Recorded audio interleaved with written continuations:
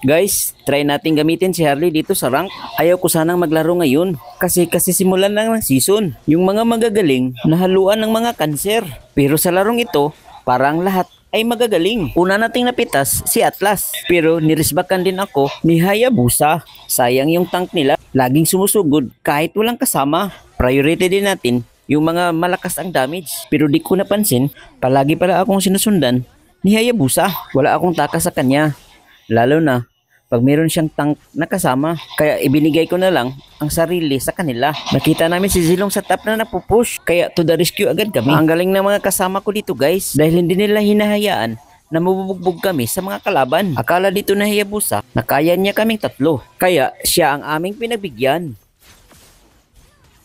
Naawa din kami sa tank nila. Gusto pa sana niyang tumakas. Kaya hinatid na lang siya ni Harley. Malapit na mabuhay si Hayabusa. Kaya dali-dali namin kinuha ang blue buff niya para kakapusin siya sa mana. Sa iyo na yan Alice. Tsaka Alice ka na din dito.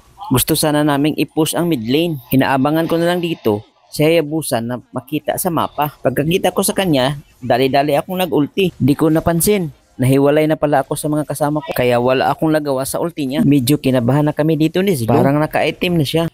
Ang bilis niyang tumakbo at umatake kaya naka-double kill siya. Di rin tayo nagpapahuli. Sa puntong ito, lumalakas na ang Layla namin. Tumitira na siya ng mag-isa. Lahat ng nakaharap niya, napadapa niya.